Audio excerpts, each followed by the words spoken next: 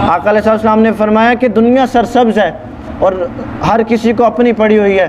رسول اللہ صلی اللہ علیہ وسلم نے ارشاد فرمایا کہ جلدی کے اور اس فتنہ کے دور میں جو شخص حلال طریقے سے مال کمائے اور اس کو پھر کھائے،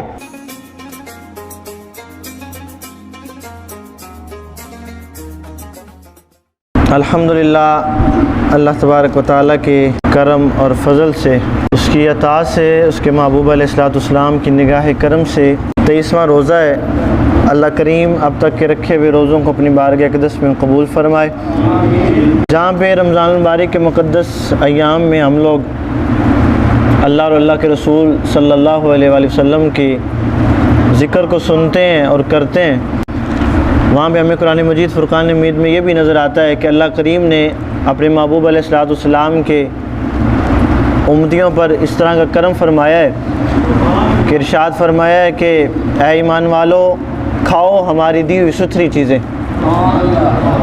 اسی میں برکت ہے تمہارے لیے، اسی میں رحمت ہے، اسی میں کرم ہے۔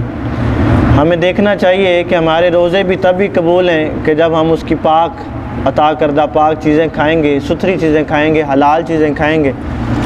آج کے دور میں سب سے زیادہ مشکل رزق حلال کمانا ہے، اور جو رزق حلال کماتا ہے، مصطفیٰ علیہ السلام کی حدیث مبارکہ ہے، طبرانی میں موجود ہے، حضور علیہ السلام نے حضرت سعد سے ارشاد فرمایا کہ اے سعد، حلال کھاؤ اور حلال پیو۔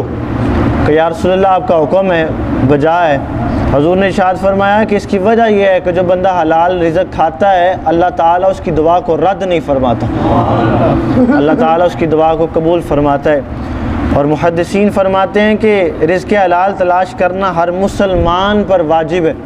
مسلم شریف میں موجود حضرت ابو ہریرہ روایت کرتے ہیں کہ اللہ پاک ہے اور وہ پاک چیزوں کو قبول فرماتا ہے، اور اس نے مومنوں کو بھی وہی حکم دیا ہے جو رسولوں کو حکم دیا ہے۔ اور وہ کیا حکم دیا؟ یا ایھا الذین آمنوا کلوا من طیبات ما رزقناکم، اے ایمان والو کھاؤ ہماری دی ہوئی ستھری چیزیں، اور رب تعالیٰ کی رحمتوں کو اپنے دامن میں اکٹھا کر لو۔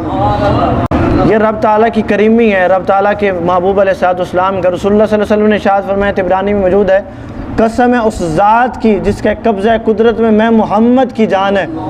رسول اللہ نے ارشاد فرمایا، جب آدمی کے پیٹ میں حرام کا ایک لقمہ جاتا ہے، رسول اللہ فرمائے اس کی وجہ سے رب تعالیٰ اس کی 40 دن کی عبادت کو قبول ہی نہیں کرتا۔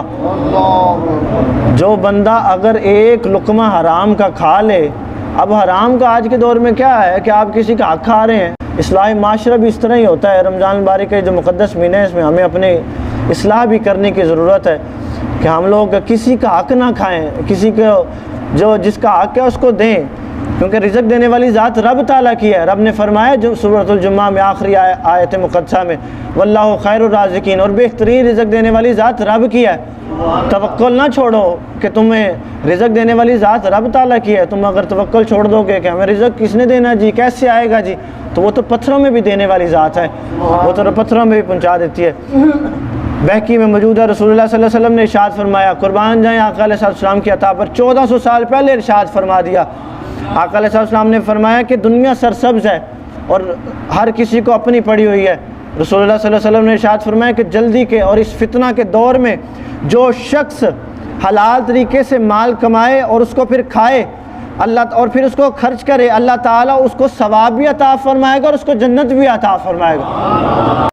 میں نے پہلے سے رمضان سے لے کے اب تک یہی عرض کرتا جا رہا ہوں کہ ہم کھاتے ہیں تو اپنے لیے ہیں، لیکن محبوب علیہ السلام کی امت پر رب نے کرم کس طرح کے فرمایا سونے ہاں یہ کمائیں گے اپنے لیے، کھائیں گے اپنے لیے، پر ہم ان کو اس کا بھی اجر عطا فرمائیں گے۔ اللہ تعالیٰ کی عطا ہے۔ رسول اللہ صلی اللہ علیہ وسلم نے ارشاد فرمایا کہ وہ شخص جہنم میں داخل ہوگا جو ناجائز طریقے سے کماتا ہے اور پھر کھاتا ہے۔